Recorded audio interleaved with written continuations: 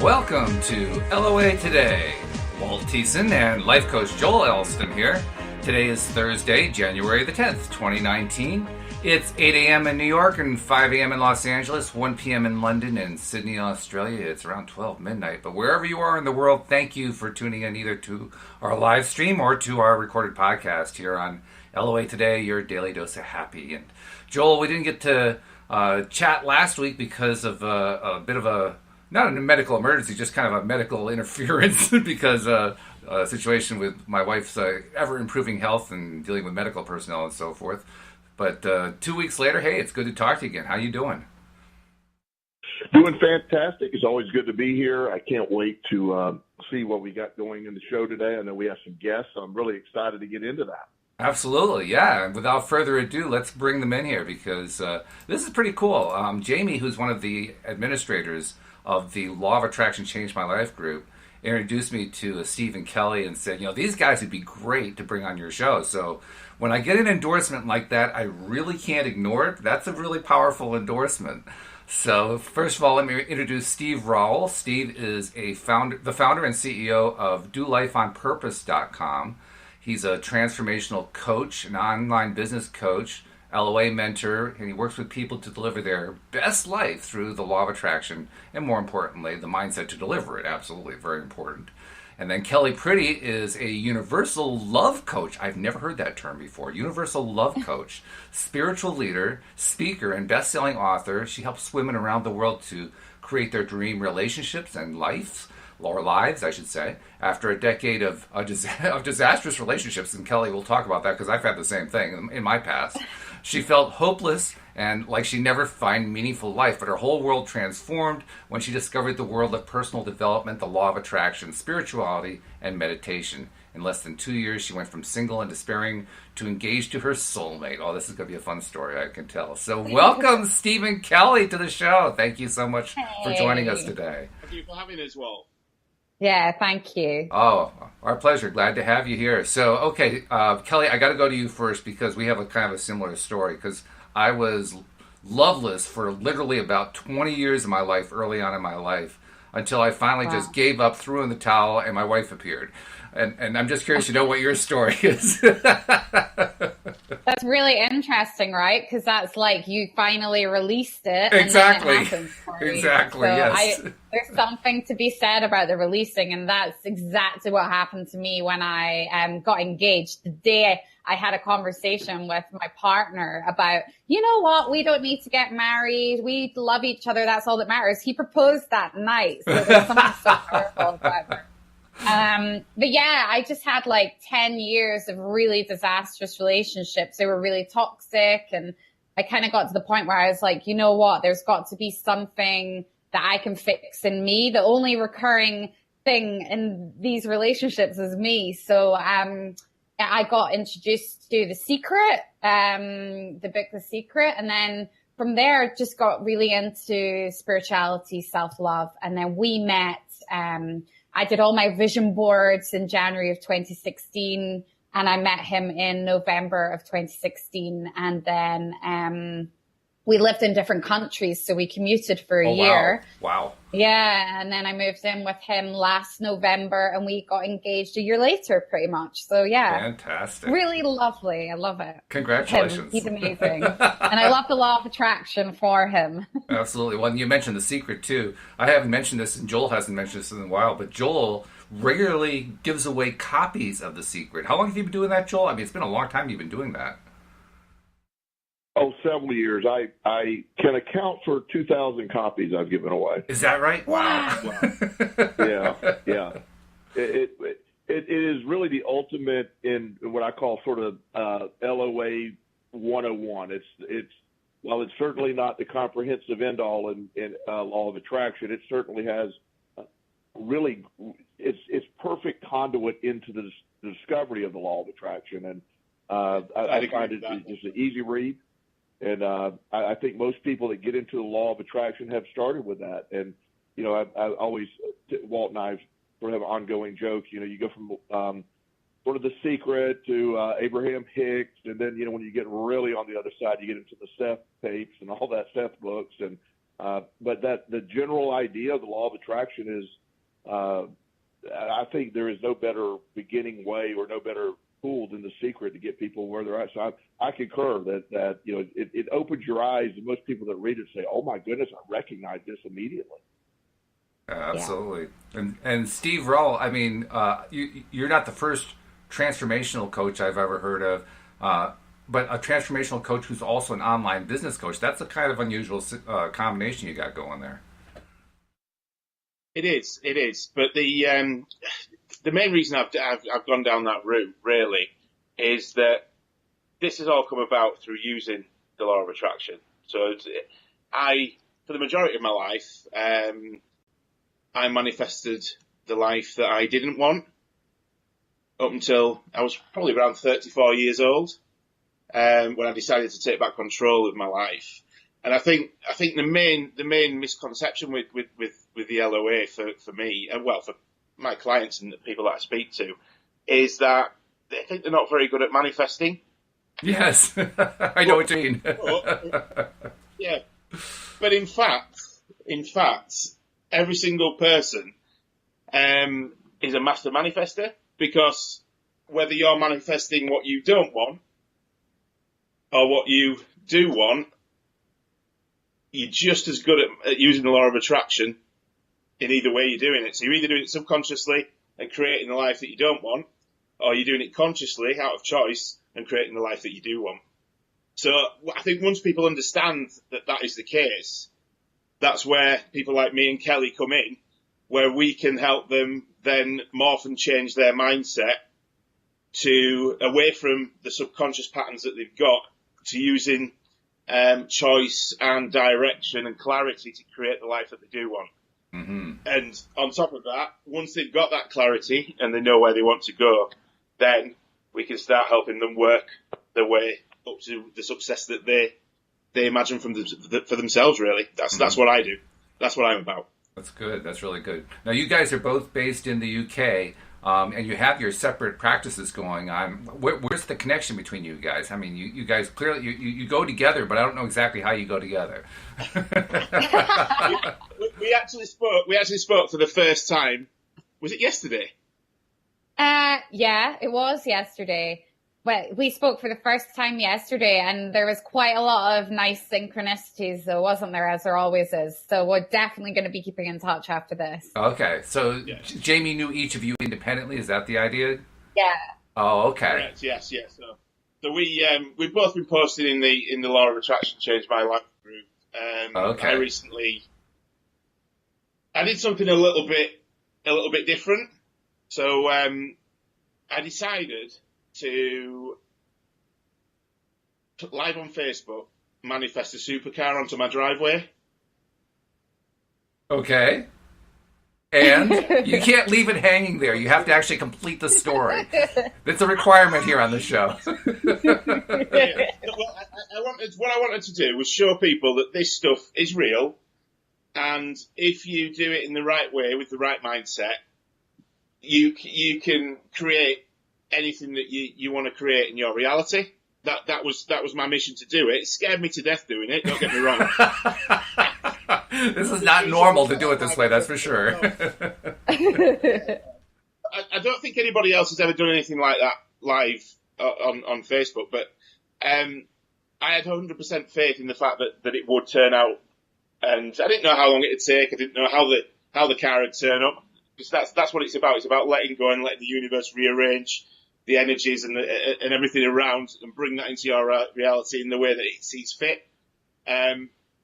So yeah, it took me around about a month and a half to do that from start to finish. So we started off, me and the wife, test driving different supercars. We didn't know which one we wanted. And we put all the test drives on Facebook, walk people through the process of the visualization, the working with the energy, the physical anchoring of test driving the cars that we wanted. We decided on the Audi R8, and then we went down the road of being precise on exactly what we wanted, and then we let it go off into the universe. It's done, forgot about it, but then we're really present in the now, in the present moment, waiting and watching and putting the action in, moving towards what we wanted.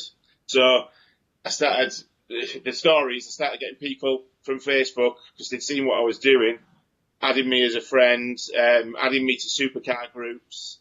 So I started speaking to people that already own supercars. I spoke to a certain guy that was awesome and showed me a way that I could own that super. Bear in mind, I didn't have the money to buy this supercar at the start of this. So it wasn't about the money. It wasn't about going and working really hard to earn the money. So I'd let go of how it was going to happen. So this guy showed me a way that I could have that supercar on my drive whenever I wanted and drive it whenever I wanted.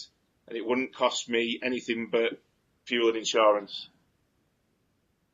That's pretty cool. So what happened? You can't just leave the story hanging. You have to tell the whole story. Well, I've now got an Audi R8, which I can drive whenever I want. It's owned in my name, but it's hired out, so it pays for itself in effect. Really? That's an interesting concept. Yes. How does that work? I've never heard of that. Well, I wouldn't even know this was possible. I didn't know it either. Tell us about it. No. Well, that's it. That's what it is. I mean, what do you mean that it's hired out? I don't quite follow. What does that mean? So it goes off and stays somewhere else, and then people hire the car, so they'll pay me to hire it for a weekend. Really? So you're basically a car renter, a one-car supercar car renter. Yeah. Wow, I never heard of such a thing. That's really wild. but that's what happened. That's how it works. So I'm not gonna argue with it. No, I'm not arguing with it. I'm just curious. I'm always curious about the details. I mean, Joel, have you ever? I've never heard of anything. Have you ever heard of anything like that? I have. There's an app. It's sort of similar to Airbnb, except it's for cars. I forget the name of it. Oh, okay. I do that here in the United States. All right. Okay. Well, I just learned something new. Thank you very much. I appreciate that. That's a cool story. That's good. Yeah. So Kelly's got her manifesting the relationship story, and Steve's got his manifesting the car story. Let's see, what do we have to manifest next? Pick something. No, but seriously, that's great stuff. Me and Kelly both, we had a good conversation, and I think once you start on this path, I mean, I read The Secret as well. That was the first book I ever read, which was in 2012. At that point, I was homeless. I didn't have a job. Now I've got my perfect relationship. I'm living in a lovely house in the middle of Norfolk, which is a beautiful place to live. I've got nice cars. I'm earning a decent living. And it's all because of the law of attraction and the most important part, the mindset to be able to deliver what you want on a consistent basis and keep moving towards what you want. I think a lot of people forget about the action part of it, and they'll do the visualization, they'll do the background work with the energies, but they won't then put the action in to actually go and move towards that which they're trying to bring into their reality. I think that's the missing piece for me, and it always was for me until I learned that. And the book that taught me that, I think, was It Is Done by Richard Dotts. Have you read that one? I have not, no. Try that. Richard Dotts' stuff is really good. Okay. This could actually then be called the Joel and Steve show, because you guys have very similar stories. I don't know if you know that, Steve. Do we? Yeah. Yeah. Yes. Yeah.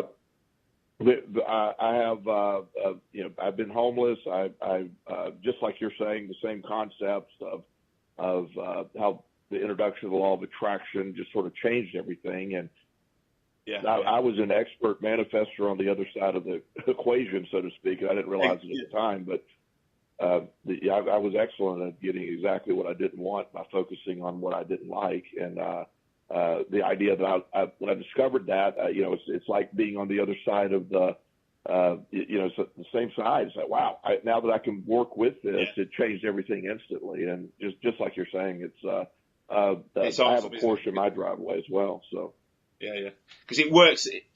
Once you have, what can we call it, that light bulb moment that changes your perception, it changes your perception of everything, doesn't it? It's not just one part of your life. All of a sudden you realise that you created all that, I'm going to swear, all that shit in your life was your responsibility because of the thoughts that you were having, and then the feelings that you attached to those thoughts that then sent out that energy into the universe and brought back to you what you didn't want. And once you realise that, then it's just an instant switch. But it was for me. I don't know about you. Was that the same for you, Kelly? Joel says he's asking that was the same with you. Yes. With me, it's that instant switch, just what you're discussing, where we're able to, when you realize that you flip the switch, you're able to, my perspective is mine to control. And when your perspective controls your reality, I create a reality every morning when I wake up. Every moment of my day is a reality that I'm creating. And as long as I'm filtering it through that understanding, then I'm in charge of what takes place. I'm doing my own programming, so to speak, versus the negative side or both. And I'd love to tell you I do it perfectly every day. There's moments where I'll realize that, okay, I'm not in this direction where I need to be, and I can quickly right the ship. But it is baffling for so long how I thought that, but it's so clear now that we have been programmed a lifetime to almost do the opposite. I know my upbringing was basically that of victim, of where you aren't in charge of any of this. Your reality is dictated to you. You have no choice in where you're going. And not that I'm saying I had bad parents. I'm just saying that was their reality. And I that never felt right to me. And once I realized I was in charge, then that's when everything drastically changed in a very quick way. Yeah, I think that's the most important part, is when you realize that you are 100% in control of, like you say, your reality. But you're absolutely right as well, because it's so easy for us to slip back into those old thought patterns. And then, because I do it all the time, I'll create something that I don't want, and I'm like, yeah, I remember actually what the thought, because you're aware of your thoughts now, you can go back and you can trace back what you did and what you thought and the feelings that you had, but then create this outcome that you've got. So it's so wonderful to be able to do that and spend time analysing your own thoughts and then changing them to get to where you want them to be, to then create the outcomes that you want. I think it's fantastic. I get really passionate about this stuff. So if I start crying, that's why. Okay. Because it's changed my life so much. How can I not get passionate about it? It's awesome. It's awesome. Well, just keep the tissues. I'll let Kelly have a chat. Just keep the tissues next to just keep the tissues next to the camera there, because we don't want you like crying all over the microphone. It could rust it out. We really don't want that. But Kelly, let's get back to the relationships, because relationships is a big thing. It's a big issue on the Law of Attraction Changed My Life group. Anywhere on Facebook, it's a big thing. It's probably one of the three biggest issues that bring people to the Law of Attraction in the first place. And like you and I talked about early on in the program, it's something that can haunt you for years and years. It haunted me for 20 years. I was one of those people who would, if Facebook had been around when I was dealing with my issues, I would have been one of the people saying, well, please someone explain women to me in very short words with diagrams and arrows so I can understand what the heck is going on here. I would have been one of those people. You go, sorry. No, I was just going to say, so go ahead. So what was your experience? I mean, were you looking for similar diagrams about men? I don't know what you were looking for.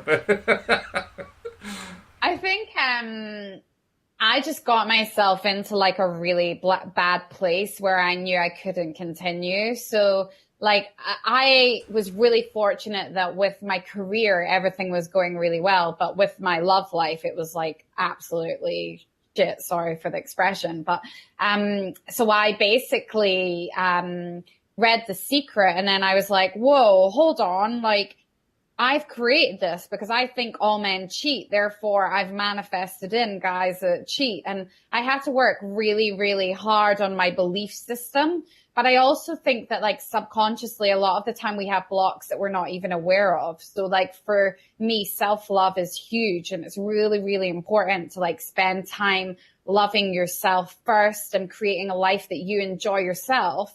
Because if not, you end up like seeking somebody to help fix you. And really the whole point, I think, is for us to fix ourselves first before we then manifest somebody in. So, like it was really fitting because the person who actually really introduced me to the law of attraction was my ex-boyfriend. So everything happens for a reason. And I feel like if there's anyone watching who's going through a really tough time, like just knowing that there is light at the other end of the tunnel, and that, you know, everything's happening to direct you towards your highest good and why you're here within this lifetime for me. But, that's just my opinion anyway. I really think like every single person has a gift to offer the world, and everyone's capable of having amazing relationships. And it's just our kind of thoughts and beliefs that get in the way of that. That's very good. I agree with you. The one thing that I see most often when it comes to people discussing relationship issues, particularly on Facebook, is the most common scenario is usually a young person wanting to get their ex back. How do I get my ex back? You know, everything I do doesn't seem to work. You know, it's very, very common. How do you react when you see that? What do you tell people? What's your take on it? Yeah, well, actually with, Jamie tags me into quite a lot of stuff to give tips within, the law of attraction group. So, I see a lot of the time people saying, how can I get my ex back? And how can I manifest a specific person, like a named person? Right. And I would say that it's not like, that is not possible. Like what you have to focus on when you're manifesting is the type of person that you want to manifest in. So listing off all of the traits of the type of individual that you want in your life, because, you know, everything's happening for the highest good. And actually, maybe the best thing isn't. We always think as humans, we know the answer for ourselves, when actually I really believe the universe has the answer. So if you focus on manifesting in a specific type of person, and then say, for instance, you split up with your current partner, then that's happening for the highest good, even though when you're going through it, it feels terrible, because the universe is bringing you the person that you wrote down that you wanted to manifest in and attract in. So I think it's just about trusting in the process and really trusting that actually, you know what, I'm going to manifest in a specific type of person. And then, you know, just trusting that actually that person might not be for me. So with the ex stuff, like people come into our life for a reason. Usually there's a lesson with the partners that we're with, and it's our job to find out the pattern, because a lot of the time you'll see people go through the same relationship, then get with someone else, and they'll be in the same relationship again. It's just a different person, but it's the same traits that they have. And in that situation, it's about finding out what the pattern is and what you can learn about yourself so that you can change it and then bring in a better, healthier relationship in the future. Yeah. Shelley Epperly, who does the Wednesday evening podcast with me, is one of the people in our live stream listening audience, and she points out that so many people think their soulmate is going to complete them, but the truth is you have to complete yourself, which sounds very much like what you're talking about. Yeah, 100%. It's about like when you write down those traits of what you want in a person, looking at every single one of those traits and being like, how do I show up in life? Do I show up as this person with all these traits? Because the person we bring in often is a mirror of who we are and how we're showing up in the world. So if we're writing down, I want someone who's generous, I want someone who's, worked on themselves, I want somebody who is really successful, then you have to work on yourself and make sure you're showing the universe that you're like stepping up and actually I'm working to have all those traits in myself as well. Yeah, I agree with you. In fact, that whole concept of working on yourself, first of all, when I met my wife, Louise, like I told you earlier, it was after just completely giving up, throwing in the towel. And then, of course, she shows up because now all my resistance was gone because I decided, well, this is never going to happen for me. But after we met and after we married and had been together for a while, a question we would often ask each other was, why do you think we took so long to meet? Because we met when we were in our 40s. And we thought, geez, why couldn't we have met earlier? And we came to the conclusion that we just weren't ready. We both had work to do on ourselves. And until we did that work, there was no way we were going to connect. which is, I Oh think, my really gosh, important. yeah. You know, there's just really no way to make a relationship work until you have got yourself into alignment. In the same way that Steve was talking about being in alignment for attracting that supercar into the driveway. It's the same alignment. It's just, you know, toward a different goal, but it's the same basic principle. Totally. And that's the thing, like like I think my partner and I laugh because we're like, oh my God, can you imagine if we met 10 years ago? He would have hated me. I was like out clubbing and he was not a big clubber at all. He was really sensible. He was actually married at the time. He had a baby on the way. And I would have been like, oh, I don't want to be with someone like that. So it's just like perfect divine timing and just trusting in that, but making sure that in the meantime, you're creating your best life so that you can manifest in all these other amazing things. Yeah, my wife often tells me that if we had met back when we were in our 20s or 30s, I would have turned and run the other way. Because at the time she was so codependent, she would have been so clingy, and I wouldn't have wanted it. And that's probably true. And simultaneously, I mean, it turned out what my big issue was. I was convinced that no woman that I met was ever going to want to have a relationship with me, and I didn't realize I was convinced of that. But deep down, that's what I believed. So, and it got worse over time. So that if I would meet a new woman, instantly, the first thing that would go on subconsciously was, well, this isn't going to work. I mean, I hadn't even had a conversation yet, right? Yeah. And it's so interesting. Thank you so much for opening up about that, because it's so interesting, because I think women assume that when a man's energy is maybe showing that he's not as interested, or he's playing around or playing games or whatever, they often never ever would think, oh, well, it's actually because maybe he's not ready, or maybe he actually doesn't think he's good enough for me. They instantly assume I'm not good enough for this person, therefore they don't want me. So it's just about changing your mindset around it all, because men and women, we're so similar, and I think we kind of forget that. That's true. I mean, there's a story that my wife tells about when we met very early on, within like a couple months of having met. We went out to dinner together, and I had had a rather long day at the office, but finally was able to break away. We went out to dinner. We went to a chain restaurant. I don't remember which one it was. And we're sitting there, and I'm sitting at the table like this. And she's saying, oh, God, it's over. He doesn't love me. He isn't interested in me. And then the food came, and I went like this. And she said, oh, he was just hungry. That's all it was. Angry. Yep. Yeah. So same story as what you're telling. Absolutely. I think that's something that a lot of people do as well, is which causes people so much pain inside themselves, is that they assume they know what's going on in the other person's brain. They assume they know what the other person's thinking, feeling, rather than, this is one of the things that I've learned that's helped me hugely, is to actually, rather than assume, just ask. Yeah. Just ask, and then you get the reality of what's actually going on. So that just opened that up for me, because me and my wife often, not so much now, but when we first met, we always used to assume what the other one was thinking until we read the Four Agreements. Can't remember who wrote it, but we both read that book, and that talks about assuming. Mm-hmm.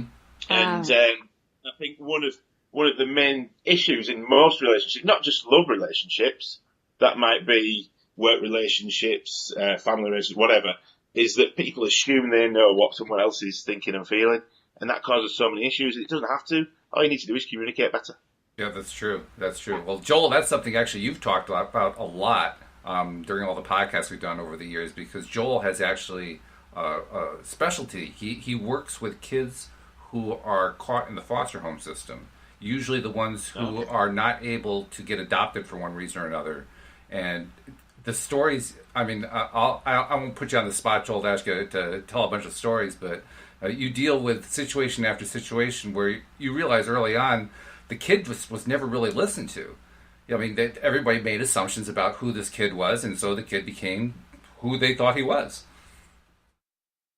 Well, and that's taking exactly what we're saying on a more of a global scale, where, you know, we are, whether we're telling ourselves something or somebody else is telling us, or whatever programming we have in life, that's what we start to believe. And I have one young man in particular, and I worked with several, so this is sort of, it worked in a lot of ways, but one in particular that had such an astounding effect is, within 20 minutes of talking to him, I asked him the questions and I asked him who he was, and he gave me his mental health diagnosis when I asked him who he was. And he said, well, I'm oppositionally defiant and I'm attention deficit disorder and I'm depressed. And I go, that's not who you are. Tell me about you. And he didn't have the ability to tell me who he was. And and he's a very bright young man. And as we untangled this very complicated web that he had lived, his mom had died when he was in foster care in our prison system. And he was told all of these things. He was medicated as if he were just this animal almost with the drugs he had him on. And as we talked, he was able to see. I said, well, you're oppositionally defiant because you were told you're oppositionally defiant. You're depressed because your mom died, not because you lack serotonin. We went through this whole thing, and he made an instantaneous change at 12 years old in his perspective, and his life changed in a dramatic way immediately. You see that you expect. I try to always treat people as I see them, or as what I would expect from them. When I work with kids, I don't want to go. I don't even like to read their file before I work with them because I wanted to help develop my own opinion, and not just somebody have an arbitrary opinion. If you go see a psychiatrist and a group home staff is suggesting that this person's crying all the time and wants to fight all the other kids, well, that's what they're diagnosing. That's not the truth of what's happening. And in relationships, years ago, before I got into the law of attraction, and before I even knew the connection, I would meet. I used to run a weekend. I was a weekend supervisor for a crisis center in Florida, and I would have multiple women over the time. They would come into care. They were repeatedly beaten by their husband, and when we would do a background, sort of a history, they kept finding men that would beat them, and I was baffled by how you could. It's almost like they were on a mission to find men that would abuse them, and in their world, all men, as was just stated, not all men are cheaters and not all men are abusers, but yet in their mind, their dad abused them, their boyfriends abused them, their fiancés abused them, and their husbands abused them. So they just, all they were tuned into were abusers, and that's what they kept attracting, and they kept going back. And that was before I even understood that. Even then, before I had any understanding of the law of attraction, I can remember going, it's almost like they're intentionally attracting it. Well, I'm not saying they were intentionally doing it, but their behavior and what they were putting out there is what the vibration or the frequency they were putting out there. Yeah. That's all they could attract. So that's the amazing piece when you look at it. Just like you're saying, this is so much our thing in relationships or whatever is when you realize you are the issue, fixing you first, working on you, getting you on that, then you have no choice but to attract what you're trying to attract. I imagine that's what you run into a lot, Kelly, with your practice when you're dealing with your clients on the relationship issues. A lot of people with those kinds of preconceptions in their minds. Yeah, 100%. Like, beliefs is huge. And like, I do come across people where they go through the same pattern and they attract the same type of person again and again and again and again. And the first step is about becoming really conscious of what that pattern is, and then starting to, because it's really hard to tell someone, right? Like, oh, you're attracting this into your life, because they're not obviously consciously doing it. It's all on a subconscious level. And, right. And it's all down to, subconsciously, like the worth that they feel. They think that this is all subconscious. They don't know in their head that this is what they believe, but on a subconscious level, they think that they're not worth more than that. So therefore, the people they bring in and attract treat them in that way. And when people say, oh, they're a mirror of them, it's never a mirror as in they're able to treat people in that way as well. It's a mirror as in this is the work that you need to do on yourself in order to then manifest in somebody at a higher vibration and somebody that's going to treat you in the way that you actually truly do deserve. Absolutely. Very important. And these same principles apply in every area of life. That's the part that I find to be really cool. So, for instance, I mean, Steve, you're a business coach, or you help people with their developing their businesses as well as developing their personal lives. There's one of the people who are listening to the live stream, Sarah, posted something. I wanted to share it with you and get your input on it, Steve. She says, "I have been manifesting a successful business, which I have a stunning shop, lots of stock, and great customers. But I know my last step is to hand my notice in to my full-time job so I can be in the shop more. I'm just holding on to this job only through fear of what if. So I feel as though I am blocking the results by not letting go. Any advice would be great. I am so close, but so worried and anxious to make the final step. Working a full-time job, working shifts, and running a shop is hard, and I know one has to let go. I'm excited, and I know I should just go for it." What do you have to tell Sarah? What would be helpful for her, Steve? I do come across this a lot with clients. I helped someone a couple of days ago that she was somebody who's set up a business and she's got issues around attracting money into the business. So, and it's a lot of it, like you've just been talking about, a lot of it's about belief systems. So we're brought up to believe that we have to work really hard in order to earn a small amount of money. Mm-hmm.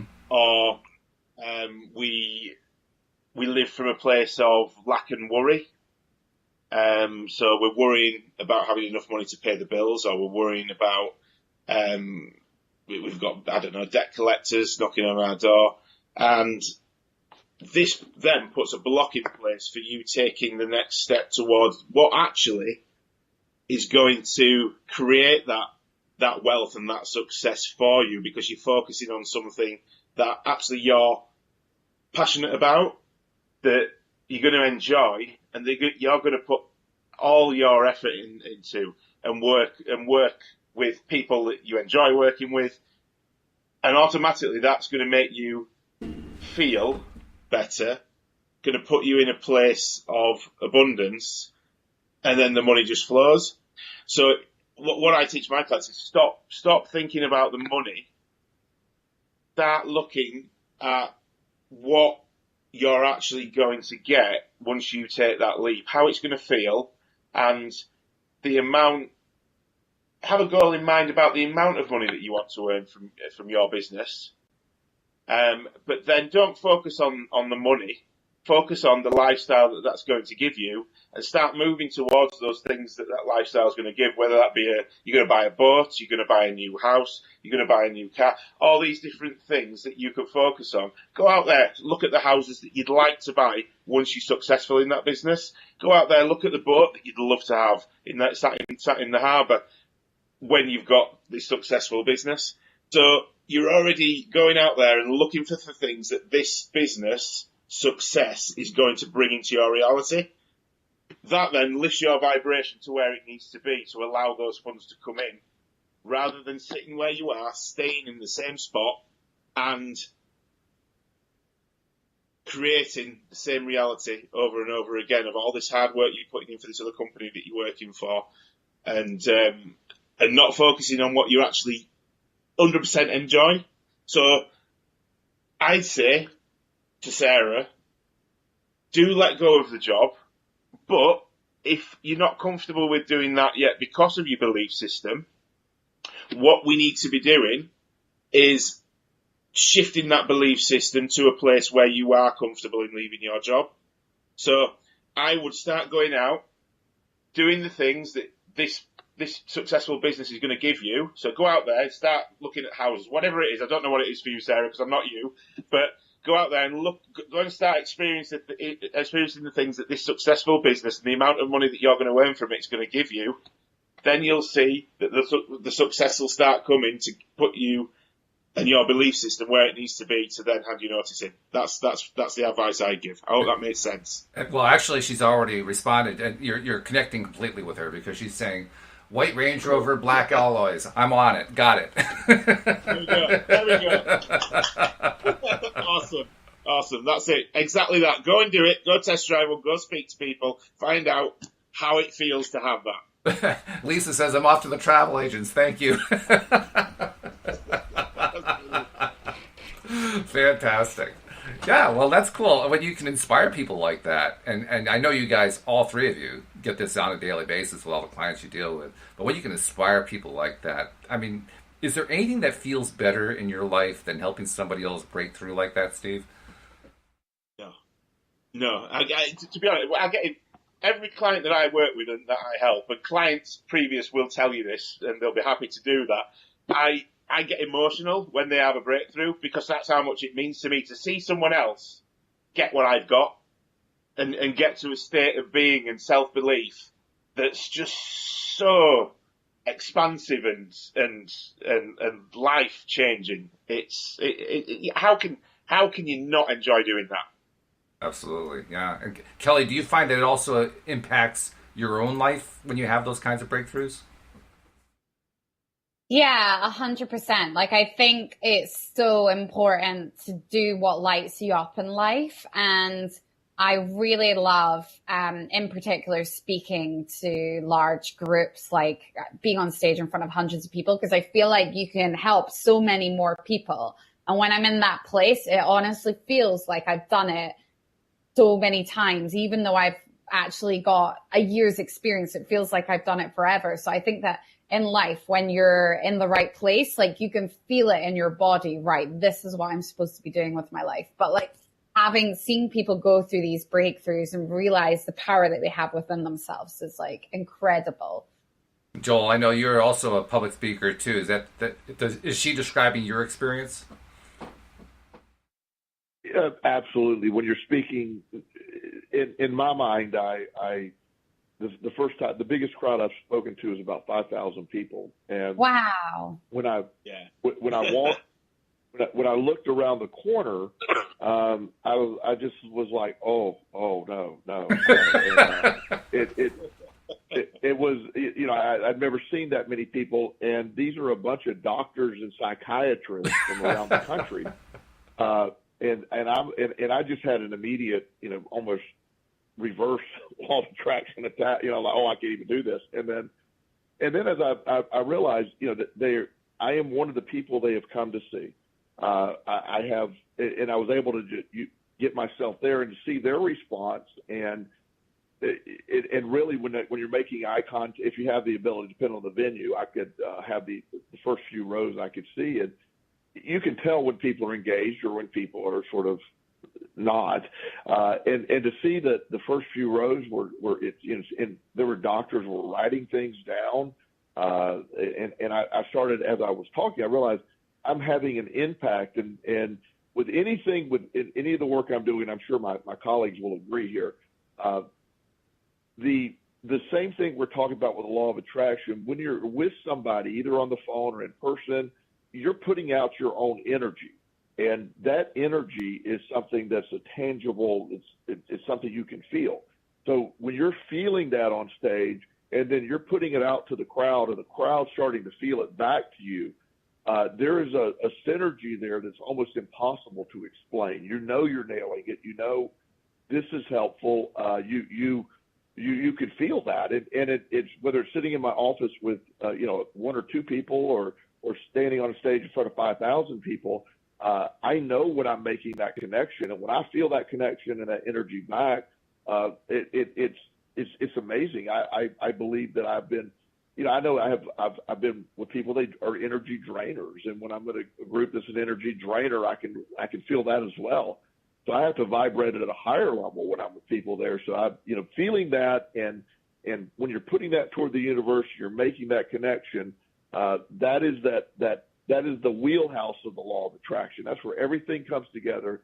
It's the energy we're putting out there. That's what is there, that the law of attraction responds to. And other people, they're attracted to that, especially when they're trying to tune into it. So I feel very alive. But I feel very alive. I had a family of 4 yesterday come in, and I felt just as alive speaking with them because I was a connection for them and help for them that they haven't been able to find to this point. So it really is such a great feeling to be able to do this for a living. And it is, as Steve was saying, it's very, you get chills sometimes when you're like, wow, when somebody changes their life because they came to you and you open their eyes. That's an amazing feeling. Absolutely. Well, Kelly, Steve, and Joel, we're going to put everything to the test here because one of our more frequent call-in people is on the Blue Jeans platform with us today. Sam occasionally calls in while he's on his drive. I believe he lives in the West Coast.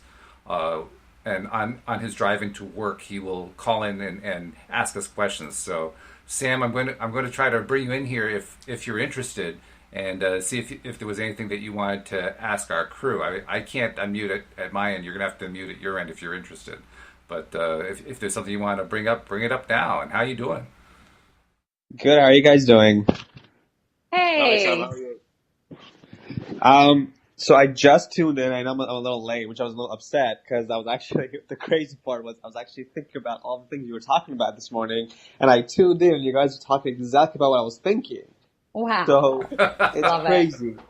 And to be honest with you, I'm actually been struggling with what Steve was saying recently. Like I've been always struggling with finance and my work and everything, and like I'm trying to find ways to bring more income in my life, but whatever I do, I feel like I always lose. Like, for example, in the stock market, I've been in the stock market for over 7 years, and last month or 2 months ago, I lost pretty much all my money in the stock market. And I've been doing it for so long, and I just feel like it's not working out, and I hate it when things don't work out. I don't give up.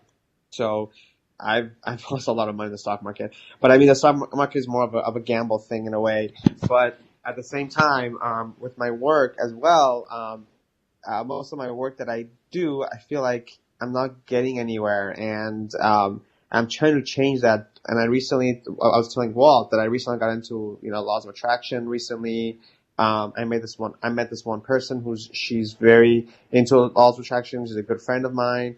And, she's always pushing it, and it's sort of changing things.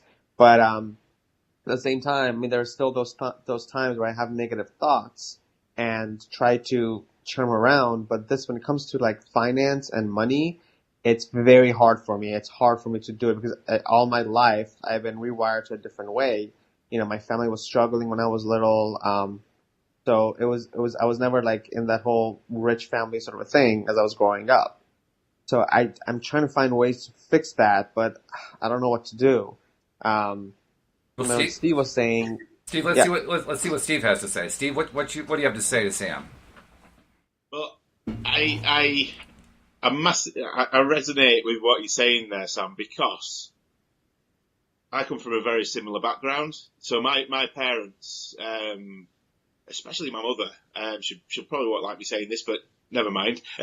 She's very, very focused on money and not spending any of it and saving it and being very, very careful with it because we never had enough, which I understand and I get that.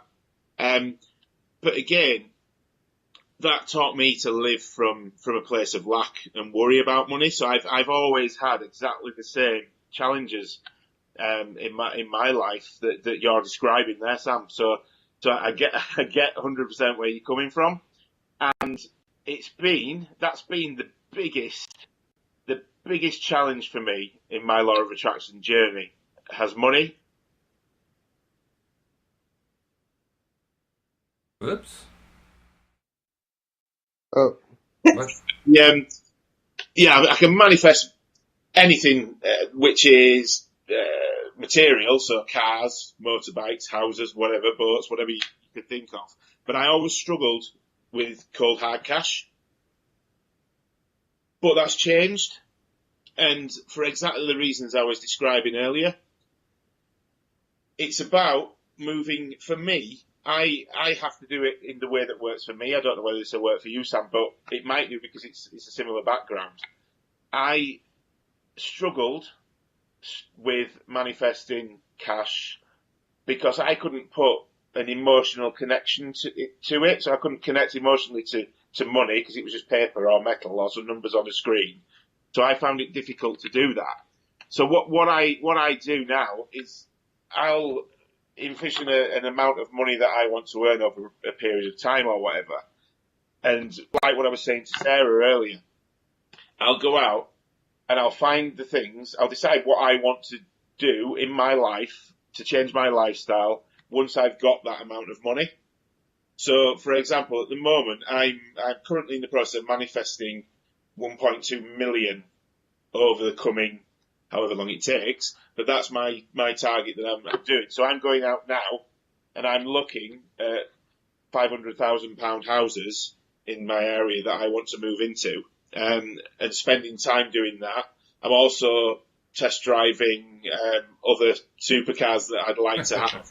I'm looking for a house with a double garage to put those supercars in, and going and experiencing what it's like to be in these houses, studying that garage where my cars are going to go, and then doing all the visualization and all the techniques that I've learned from The Secret and the other books in order to bring that into fruition. And I know 100% that I need that money to come to me to be able to do it. So that's the way I get around my blockage on money. Whether that'll work for you, some I don't know, but it's worth a try.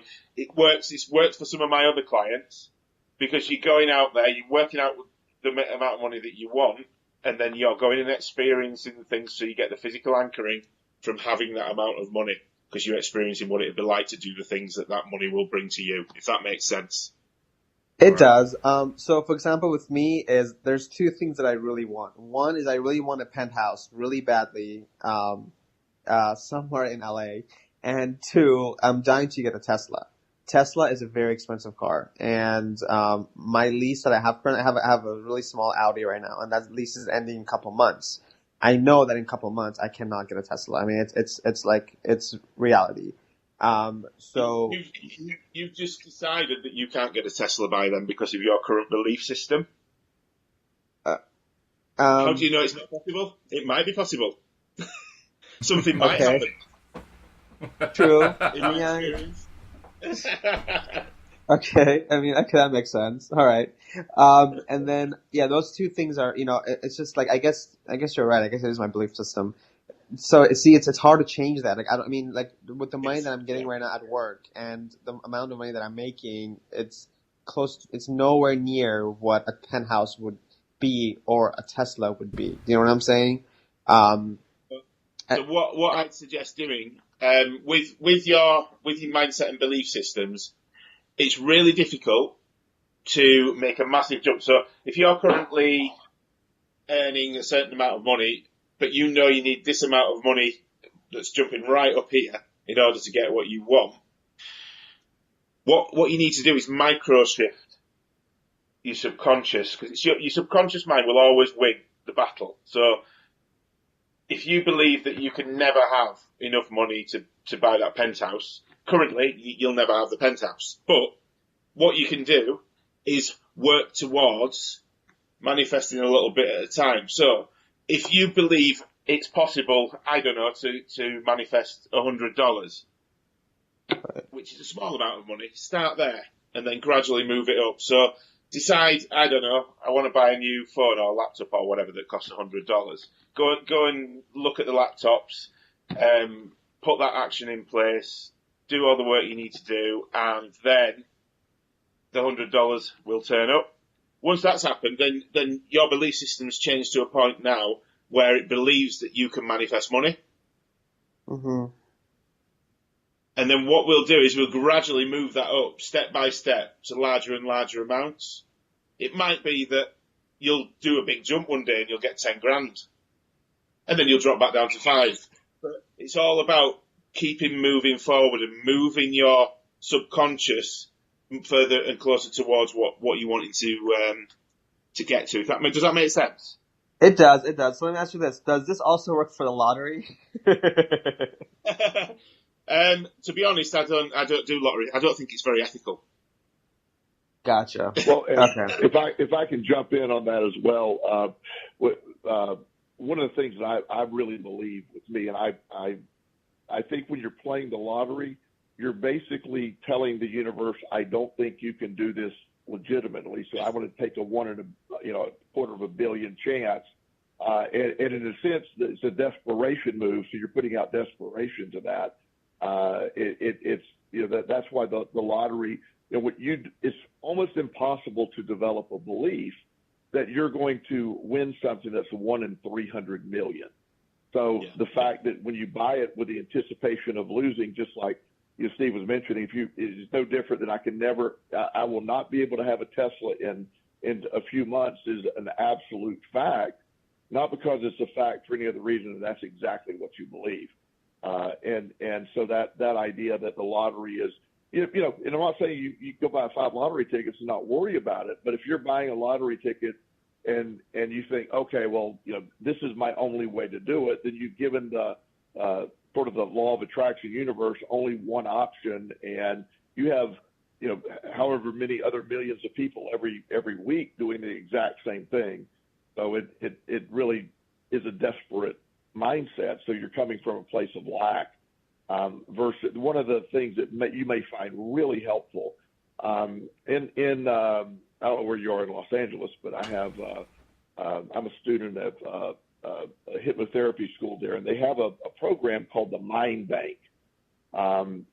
It really is a wonderful form. It's sort of a vision board on steroids, I like to call it, but it's a way to get your subconscious mind to tune into abundance, and I don't have time to explain it in detail here, but I really recommend you look into something like that where you can have a physical tool to help you, because it's their subconscious that we're attacking here. I grew up with a mother that same way, where lack was she was very fearful of money, and I remember that. So I had a big battle with money for a long time until I was able to change my perspective of it. And what we're trying to, sounds like other areas of your life are going pretty well, but the money part is the one that's having the most problem for you. And that's because so much energy is placed on that. So much focus is placed on that, and there's a belief system underlying that. So getting to the subconscious and changing that belief system is going to be critical. And when I work with clients, I have a young man a couple of years ago. He came to me, and he was working for a local cable company, and he was making $50,000 a year. And he said, I want to make $500,000 a year. I go, do you believe you can make $500,000 right now? He said, no, because he's making 50. I said, so we walked through the process, and I said, what's the highest paid person in your position at the cable company? He said, well, he makes about 105. I said, you know 105 can be made. And he said, yeah. So we started with that. I said, well, you're at 50, so can you make 60 this upcoming year? And he believed he could make 60. By the end of that, 6 months in, he was clearly going to make over 60. So it was his belief system that changed. That's been several years ago. He has a job now. He moved to New York. He's making almost 7 figures now. And it changed with incrementally. It's too big of a jump. It isn't that it can't happen. It's that we don't believe it can be that big of a. I don't know if that's hitting home at all, but it is. We're really trying to reprogram your subconscious, and that's where all this takes place. Wow. I mean, okay. Yeah. I mean, that makes sense. But yeah, you made a good point. Yeah, I'm in West LA. If you could send me some information regarding that, I would love to check it out. We'll do contact information as we're drawing to a close here, because we're down to the last couple minutes. So Sam, just make a note of the contacts for each of these different people, and they'll be able to answer you when you reach out to them. So thanks for calling in, as usual, Sam. Yes, Kelly, definitely. What's up?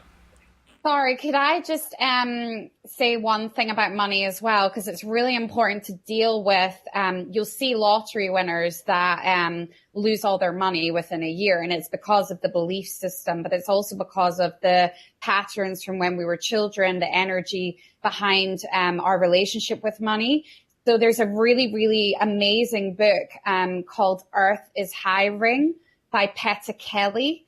And she does a big, big chapter on our relationship with money. And there's a lot of exercises in there that will help to shift the energy from your childhood into a place where you're in a better relationship. You've got a better relationship with money. So hopefully that helps as well. Yeah, that's good. Wow. That sounds good too. I'm definitely I'm going to get that one. All right. Yeah, it's amazing. So, Sam, thanks for calling in. There's one other person's quote I wanted to share before we finish up the show, because we're really running out of time here. But Paula contacted us, Joel and I, a few weeks ago, and shared her story, and she wanted to tell us what has happened since then. She was basically trying to help her husband get into a better mental space. He had lost his job and so forth. She said, but she's been telling her husband and her son about scripting, and I didn't do it with a job for him, as I thought it wasn't right to do, as he is his own person. But yesterday I decided to do it as if he was already in a job and with other details about it. But at the end of it, I put, for the highest good of all concerned, thank you, universe. And that way, if it was for his highest good, and if it hadn't been, it wouldn't have happened. Well, he went to an interview, and I knew before he went that he got it. I just felt it, and he did get it. What I didn't know until afterwards was that he had actually scripted for it too. So she concludes. Fantastic. She concludes, I love the law of attraction. Yes, we all do. And my only sad point is that we are out of time. If it weren't for that, everything would be perfect. Very quickly, Kelly, how does somebody reach out to you? Yeah, of course. So I'm on Instagram. My Instagram handle is @Kelly_pretty. Or you can get me on Facebook as well. Just feel free to reach out to me there, direct message me. And I've also got a website, which is www.kellypretty.me. So yeah, any of those routes is great. Fantastic. And Steve, how do people reach out to you? Again, yeah, I'm both on Facebook and Instagram. So Facebook, you can find me at Steve Rowell, and Instagram is at steve.rowell. And then you've got my website, which is www.dolifeonpurpose.com. Excellent. And Joel, of course, how do they reach out to you? We've asked this before, but still we got to put it out there. Absolutely. It's Joel Elston at Gmail. I'm on Facebook. My website is joelelston.com. All right. Thank you, Steve and Kelly, for joining us today. This has been a pleasure. We've really appreciated it. We're going to have you guys back in the future. And I'll figure out when to fit you into the schedule, but we'll definitely have you guys back. So thank you for joining us. And we hope. Amazing. Thank you. One quick one. Can I just drop in that me and Kelly and some other people may well be looking at doing some live events in the UK. Cool. Over the summer. We don't know where or when yet, but that's all in the planning. So keep an eye out for those as well, guys. Excellent. All right. Well, thank you for that. And thank you to our listeners, both the live streamers and the recorded podcast listeners, for tuning in. We'll see you all next time here on LOA Today. Goodbye, everybody.